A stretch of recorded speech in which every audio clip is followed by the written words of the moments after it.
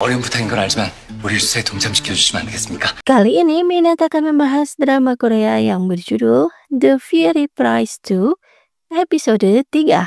Tanpa berlama lagi, episode 3, mari kita review. Hail dan Daeyoung seolah digerebek para polisi mengacungkan senjata api pada mereka.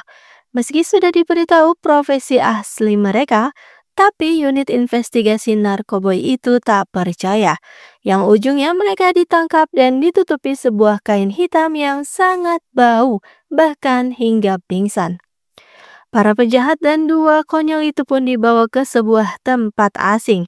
Dan setelah pemeriksaan lanjutan, mereka pun barulah percaya tentang profesi dua orang itu.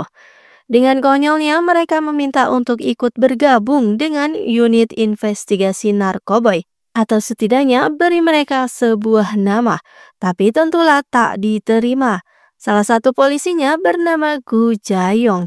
Keduanya pun lalu dipulangkan kembali ke gedung tempat awal tadi. Ternyata Go Zaep masih ada di sana dengan setia menunggu. Kim Hong-sik masih jet lag setelah menempuh perjalanan panjang. Tapi bangun-bangun ia malah mengetahui jika anak buahnya sudah tak jujur padanya tentang hampir saja tertangkap di gudang. Ketua geng narkoboy itu pun marah besar, lalu memberi pelajaran pada anak buahnya. Karena prinsipnya adalah satu kesempatan, satu nyawa. Dan tambah marah besarlah ketika tahu jika si belut api sudah tertangkap. Sementara itu, hanya Kyung-sun lah yang telah diberitahukan Hail tentang penyakitnya itu. Kembali ke Busan. Lalu Bos Park segera menghubungi jaksa komplotannya agar membereskan masalah si belut api. Dan saat penangkapan tadi, ternyata ada yang lolos. Si pria pacarnya Heidi itu. Segera ia pun diinterogasi oleh bos besarnya dengan keadaan yang sudah babak belur. Yang ujungnya malah dibakar hidup-hidup tanpa ampun. Karena dirinya sudah terkecoh dengan seorang wanita yang menyebabkan si belut api tertangkap. Kim Hong-sik juga memerintahkan untuk tak menjual dulu barang-barang haram mereka. Dan si belut api pun mulai diinterogasi.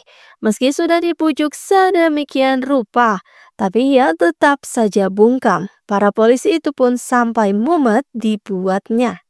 Hail memaksa Kyung-sun untuk segera datang ke Busan karena ia akan membereskan masalah narkoboy di sana.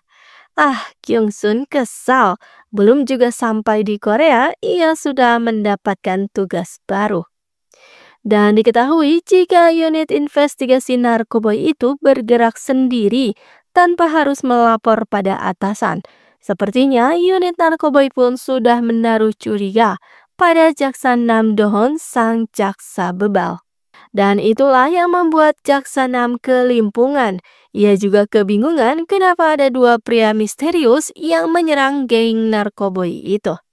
Sedangkan di gudang, Suster Kim dan Pastor Bungsu, Pastor Han, sampai memiliki lingkaran hitam di mata mereka karena tak rela ditinggal oleh para ketua gengnya. Dan akhirnya mereka mendapatkan cara agar bisa ke Busan.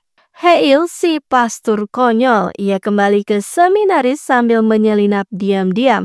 Tanpa disadari, ternyata dekan melihat tingkahnya itu. Dan Hail juga Chedo mendapatkan tugas ke lapangan untuk mendatangi para lansia. Namun Hail sungguh dibuat menganga karena para lansia di sana bahkan kecanduan narkoboy, juga tempatnya yang sangat kumuh. Semua orang seolah mengabaikan mereka dan para lansia itu juga berperilaku kasar. Katanya tempat itu hanya ramai saat musim politik saja. Namun sebenarnya tak semuanya kasar. Dua pastor itu pun lalu membantu seorang lansia yang baik hati. Go Zaep terus mengawasi markas dari unit narkoboy bersama dengan Gu Dae-yong. Tapi ada saja tingkah konyol keduanya jika bersama-sama.